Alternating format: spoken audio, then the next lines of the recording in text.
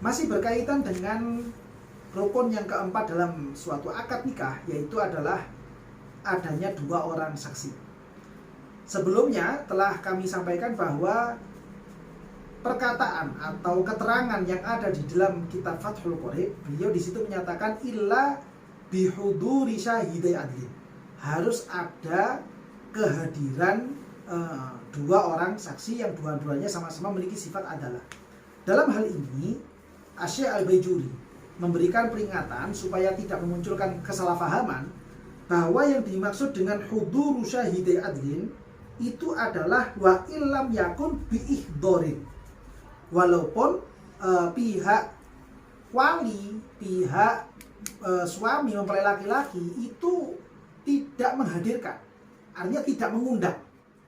Yang penting ketika akad nikah di situ ada orang yang menyaksikan proses akad nikah. Maka orang yang ada itu walaupun tidak diundang itu akan menjadi saksi dalam proses akad nikah. Kaitannya dengan yang terjadi di lapangan sekarang ini, biasanya kalau kita itu menyaksikan atau melihat menghadiri proses akad nikah, nanti di situ kan sama pihak KUA itu akan dicatat saksi dari pihak laki-laki siapa dan saksi dari pihak perempuannya siapa. Itu sebenarnya hanya sebatas formalitas pencatatan dari pihak KUA. Kenapa demikian? Karena memang untuk masalah saksi ini tidak harus mengundang, tapi ada begitu saja. Fala yustaratu ihdaruhuma bal huduruhuma. Yang disyaratkan itu adanya saksi, bukan kita mengadakan saksi, bukan. Yang penting di situ ada saksi. Oleh karena itu, orang yang telah mencatat dirinya sebagai saksi dari pihak laki-laki ataupun pihak perempuan yang ada di pencatatan KUA itu belum tentu sah sebagai saksi pernikahannya, karena memang tidak harus seperti itu. Sehingga orang-orang lain yang hadir di situ yang walaupun nama mereka ini tidak dicatat dalam pencatatan KUA, itu mereka semuanya juga masuk dalam kategori saksi nikah. Oleh karena itu pengertian syahidai adlin itu maksudnya adalah minimal dua orang saksi. Seandainya lebih banyak lagi, lebih dari dua, maka itu jauh lebih baik.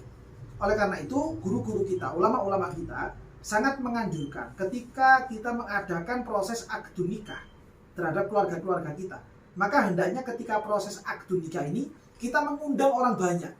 Dan orang banyak yang kita undang ini ya, sunnahnya adalah supaya mengundang orang-orang yang soleh, terutama dari kalangan para ulama, para kiaiat, para habaib, para asatid, yang mereka ini sudah pasti kita ketahui atau sebagaimana yang telah kita ketahui, mereka adalah kelompok orang-orang yang jarang sekali melakukan dosa-dosa besar sebagaimana orang awam pada umumnya.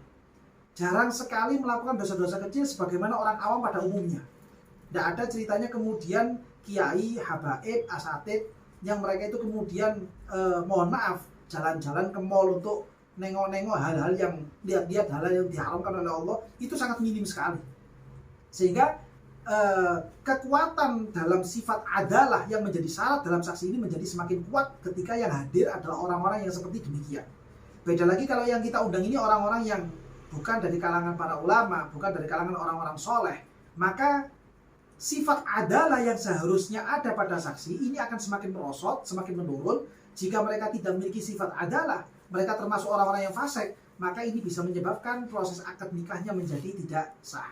Oleh karena itu, dari apa yang kita pelajari ini, supaya kita bisa menjadi semakin terbuka, menjadi semakin sadar akan pentingnya akad nikah dan semua hal-hal yang berkaitan dengan akad nikah ini, supaya akad nikah itu bisa menjadi sah dan diridhoi oleh Allah Subhanahu wa taala, dan sehingga bisa melahirkan keluarga yang penuh dengan sakinah, mawaddah warahmah. Mudah-mudahan sekelumit ini bisa bermanfaat untuk semuanya. Amin ya rabbal alamin.